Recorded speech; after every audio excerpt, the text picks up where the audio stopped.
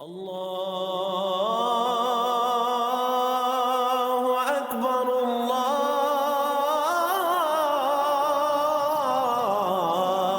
اکبر۔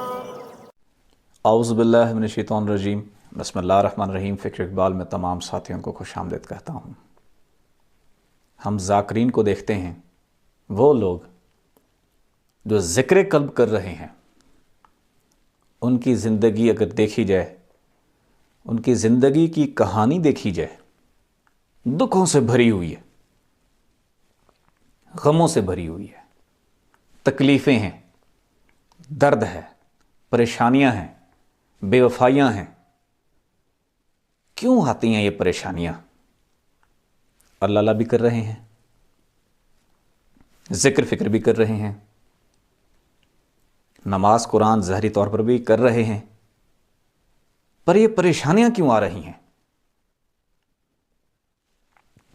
مولا علیہ السلام نے فرمایا، یہ دکھ اور پریشانیاں یہ اللہ کی نعمتوں میں سے ایک نعمت ہے۔ یہ دکھ اور پریشانیاں اللہ کی نعمتوں میں سے ایک نعمت ہے۔ اب یہ مولا کے اس فرمان کو وہ نہیں سمجھ سکتا جس نے دنیا کی طلب کی ہے، جس کی روح نے ازل سے ہی دنیا کی طلب کی ہے، وہ نہیں سمجھے گا۔ جس بندے کی روح نے ازل سے ہی جنت کی طلب کی ہے، اطاعت اور بندگی کا رستہ اختیار کیا ہے، کیونکہ جب اللہ نے کن فرمایا تو بے شمار روحیں پیدا ہوئیں، تو اس وقت کسی نے اللہ نے مصنوعی دنیا کا نظارہ دکھایا، جنت کا مصنوعی نظارہ دکھایا، بہت سی روحیں دنیا کی طرف لپکی، بہت سی روحیں جنت کی طرف لپکی۔ کچھ روحیں تھیں جنہوں نے کوئی فیصلہ نہ کیا، کچھ روحیں تھیں جنہوں نے نہ دنیا طلب کی نہ جنت طلب کی۔ ان کو اللہ سے محبت، اللہ کو ان سے محبت ہو گئی۔ یہ جو فرمان ہے کہ مولا علیہ السلام کا کہ یہ دکھ اور پریشانیاں اللہ کی نعمتوں میں سے ایک نعمت ہے، یہ ہر ایک کے لیے نہیں ہے، یہ خاص ان روحوں کے لیے ہے جن کی روحیں اللہ کے لیے تڑپتی ہیں، جن کی روحیں اللہ کے بغیر رہ نہیں سکتی، وہ روحیں جو جسم میں تڑپتی ہیں، رب کی ذات کو پانا چاہتی ہیں لیکن کوئی رستہ نہیں ملتا۔ یہ فرمان ان لوگوں کے لیے ہے۔ آپ نے دیکھا ہے کبھی جو اللہ کو نہیں مانتے، اس دنیا کا نظام بڑا الٹ ہے۔ جلال الدین رومی رحمۃ اللہ علیہ، آپ نے ایک نظم لکھی فارسی میں، دوست ماں، کہ اللہ فرماتا ہے میرے دوست کون ہیں، اور اس میں کہا کہ میرے دوست وہ ہیں جن کو یہ تکلیفیں دیتا ہوں، پریشانیاں دیتا ہوں، یہ کرتا ہوں، وہ کرتا ہوں، اور میرا دشمن وہ ہے جس کو 400 سال میں زندگی دوں اور سر کا درد بھی نہیں دیتا۔ یعنی کہ فرعون جو تھا 400 سال عمر تھی، اس کو یہ پتہ نہیں تھا کہ سر کا درد کیا ہوتا ہے۔ یعنی کہ یہ دکھ پریشانیاں کیوں آتی ہیں، کیا وجہ ہے؟ بڑی غور طلب بات ہے، میں واقعہ بتاتا ہوں، اسی میں پورا حل ہے، سولوشن ہے، پورا حل ہے۔ ہمارے مرشد پاک ازلی روح ہے، سلطان الفقر بھی ہیں، آپ کو بچپن سے اللہ سے عشق تھا، اللہ کی ذات کو پانا چاہتے تھے۔ رب کی ذات کو پانا ہے تو آپ نے پانے کی بڑی کوشش کی۔ اس کے علاوہ دنیا میں اگر آپ کوئی کام کرتے تھے، کاروبار کرتے تھے، ان سب کاروبار میں آپ کو نقصان ہوتا تھا۔ قبلہ ابا جی حضور ہر وقت ساتھ ہوتے تھے، کوئی نقصان ہو گیا، یہ نقصان ہو گیا، وہ نقصان ہو گیا، ہر چیز جو کام کیا اسی میں نقصان ہی ہوا۔ تو ابا جی حضور ہمارے مرشد پاک کے جو والد ہیں، ان کو کہتے ہیں یہ من موجی آدمی ہے، یعنی جو کام کرتا ہے اس میں نقصان ہوتا ہے چھوڑ دیتا ہے، من موجی آدمی ہے، فائدہ نہیں ہوا۔ قرض ہوتا گیا ہوتا گیا ہوتا گیا، پریشانیاں بڑھتی گئی بڑھتی گئی بڑھتی گئیں۔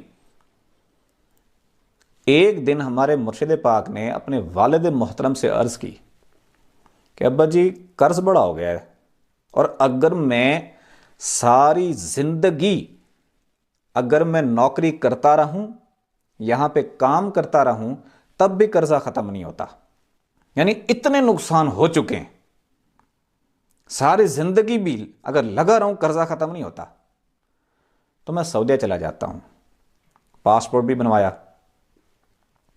لیکن اسی اثنا میں آپ دنیا چھوڑ کے جنگل میں چلے جاتے ہیں۔ ہمارے مرشد پاک فرماتے ہیں دی اتنی ٹھوکریں کہ دنیا سے بیزار ہوئے، اتنی ٹھوکریں ملی، دی اتنی ٹھوکریں کہ دنیا سے بیزار ہوئے، چھوڑ کے بال بچے ہیں، یہ سارے بال بچے چھوڑ کے جنگل میں چلے گئے، چھوڑ کے بال بچے دنیا سے فرار ہوئے۔ وہاں جا کے آپ نے رب کی ذات کو جا کے راضی کر لیا۔ کچھ عرصہ جنگل میں رہے، جس طرح غوث پاک کچھ عرصہ جنگل میں رہے، جنگل میں رہ کے اپنی باطنی منازل پوری کر کے دنیا میں واپس آ گئے۔ خواجہ صاحب پہاڑوں میں رہے، وہاں منازل طے کر کے واپس آ گئے۔ یہ ولیوں کا رہا ہے۔ تو ہمارے مرشد پاک بھی کچھ عرصے کے لیے سیون شریف سندھ میں، جہاں سخی لال شہباز قلندر رحمۃ اللہ علیہ نے چلا کیا، لال باغ میں، وہاں آپ نے بھی چلا کیا۔ جب آپ اللہ کو راضی کر لیتے ہیں تو واپس آتے ہیں، پہلے آپ دنیا والوں کے مکروز تھے، لیکن جب اللہ کو راضی کر کے آتے ہیں تو دنیا آپ کی مکروز ہو گئی۔ ہمارے مرشد پاک نے فرمایا، لوگ آ کے اپنی بتا رہے تھے کہ یہ پریشانیاں، یہ پریشانیاں، یہ پریشانیاں، تمہارے مرشد پاک نے فرمایا میں ایک چیز بتاتا ہوں، یہ کر لو، سب پریشانیاں ختم ہو جائیں گی، قرضے ختم ہو جائیں گے، ہر چیز ختم ہو جائے گی۔ کیا؟ اللہ کو راضی کر لو، اللہ کو راضی کر لو، سب چیز، پریشانی چیزیں، سب چیز ختم ہو جائے گی۔ کیوں؟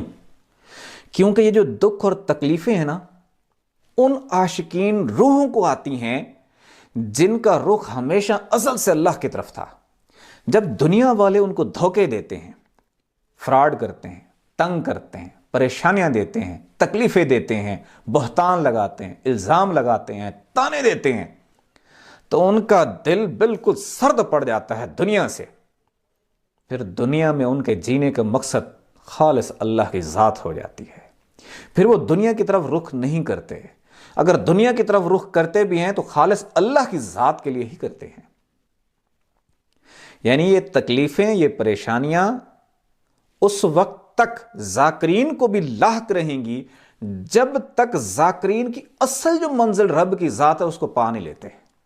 یعنی اس دوران یہ تکلیفیں، یہ درد، یہ چیزیں، یہ تانے، یہ تشنے اور دنیا کی تکلیفیں، بے وفایاں، یہ سب جھیلنی پڑیں گی۔ کیوں جھیلنی پڑیں گی؟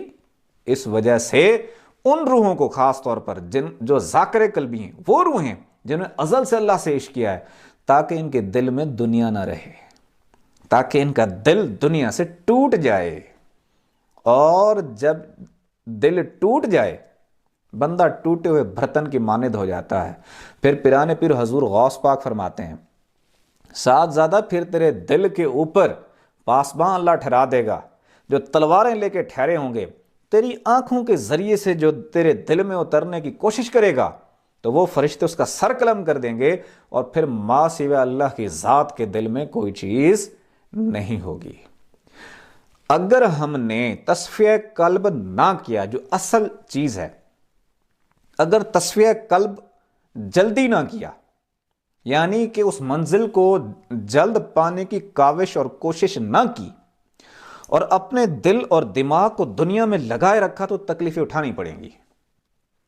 جب اپنے دل اور دماغ کو دنیا سے ختم کر کے جب دلی طور پر باطن سے رخ اللہ کی ذات کی طرف کریں گے، تو پھر اس منزل کو جب جلدی پا لیں گے تو یہ پریشانیاں، چیزیں بندے کے لیے، فقیر کے لیے ختم ہو جاتی ہیں۔ تو جو پریشان حال ہیں، اول تو ان کو مبارک ہو۔ اگر وہ پریشان ہیں تو ان کا دل ما سوائے اللہ کی ذات سے کسی اور طرف رخ نہیں کر رہا، اور دنیا والوں کے ذریعے اللہ پریشانی اس وجہ سے دیتا ہے تاکہ اس کا دل سرد پڑ جائے، اور اس کے دل میں ما سوائے میرے، یعنی ما سوائے اللہ کی ذات کے اور کوئی چیز نہ رہے۔ تو مبارک ہو ان کو جن کو غم ہے، مبارک ہیں وہ لوگ جن کو اس وقت تکلیفیں ہیں، ساتھ میں ذکر قلب بھی ضروری ہے، تاکہ مکمل طور پر باطن کا رخ اللہ کی ذات کی طرف ہو جائے۔ آئیے دل کی دھڑکنوں میں رب کے نام کو آباد کریں۔ جس طرح مونوگرام میں لفظ اللہ لکھا ہوا، اسی طرح دل کے اوپر لفظ اللہ لکھیں۔ تصور کریں کہ ایسے ہی آپ کے دل کے اوپر لفظ اللہ لکھا ہے،